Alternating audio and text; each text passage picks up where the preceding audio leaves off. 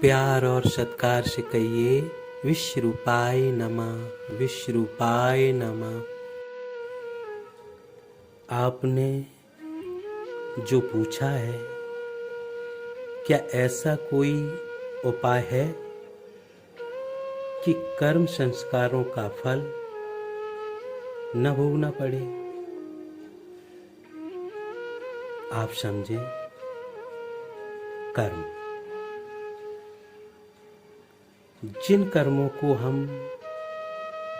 अभी करते हैं कल कुछ पाने की आशा में, ऐसे कर्म भविष्य की तरफ खींचता चला जाता है। हम आशा रूपी रस्सी में जन्म और मृत्यु की तरफ खींचे चले जाते हैं। हम आशा रूपी रस्सी में पशु की तरह बंधे चले जाते हैं।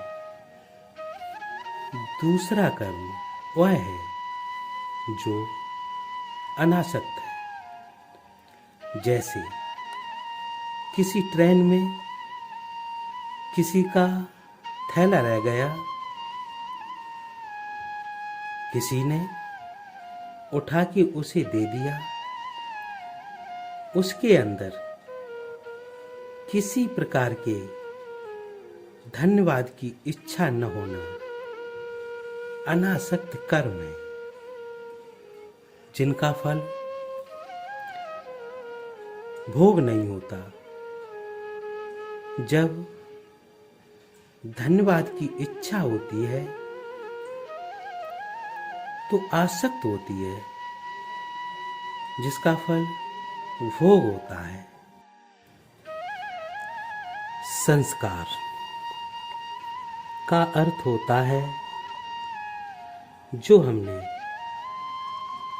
जन्म के बाद सीखा, उसका नाम संस्कार है। जैसे जन्म के बाद बच्चा बीज है, यदि किसी बच्चे का पालन पोषण गलत ढंग से हो गया तो उसकी मानवता गलत हो जाती है और आसक्त रहित संस्कारों से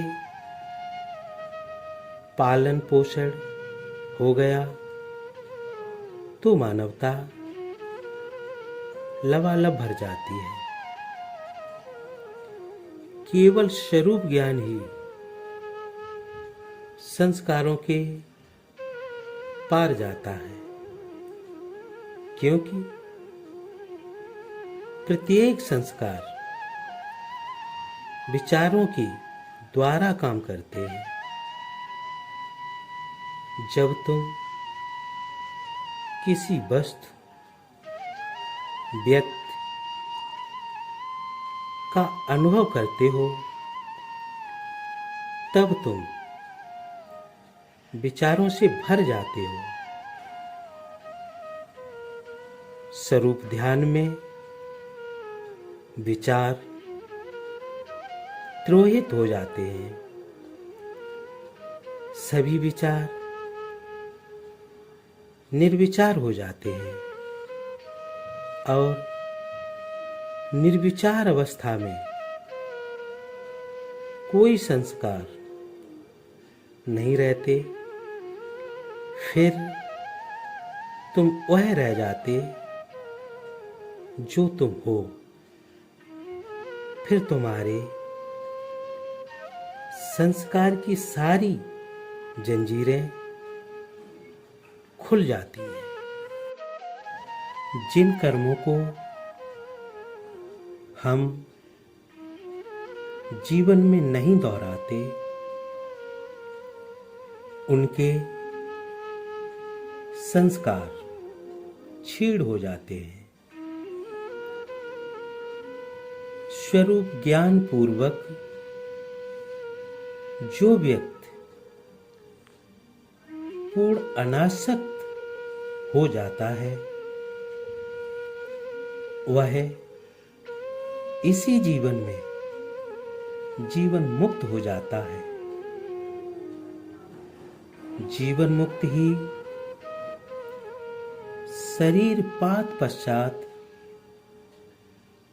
विधि मुक्त है। जो सबसे पूर्ण अनासक्त नहीं हो पाया वह पुनर्जन्म को प्राप्त होता है। पुनर्जन्म में पहले जन्मों के कर्मों में से जिसकी योग्यता पड़ती है फल प्राप्त होते हैं। जीव जब तक आवागमन के चक्कर में है उसे अपने किए हुए कर्मों के फल मिलते रहेंगे। परंतु जो इस जीवन में जिन कर्मों को बुरा समझकर उनके प्रति राग छोड़ देता है और पुनः उन्हें नहीं दोहराता, उसके उन कर्मों के संस्कार कल्याण साधना में बाधा नहीं दे पाते। मनुष्य से जितने ही गलत कर्म हो गए हों यदि आज ही उन्हें क्रमशः सर्वथा त्याग कर पूर्ण निर्दोष जीवन बना ले तो आज ही स्वरूप स्थित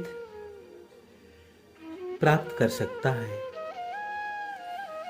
या आध्यात्मिक उन्नति के पथ पर क्रमशः आज या आगे जन्मों में बढ़ता जा सकता है। सारांश यह है कि अपने किए हुए शुभाशुभ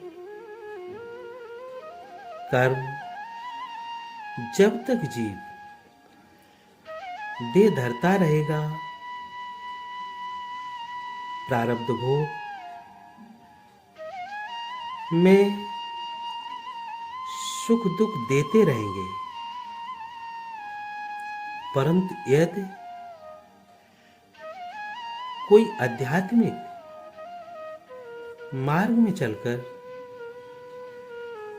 चित्त को शुद्ध करता है तो उसकी आध्यात्मिक उन्नति अवश्य होती है। प्यार और सत्कार से कहिए विश्व रूपाय नमः।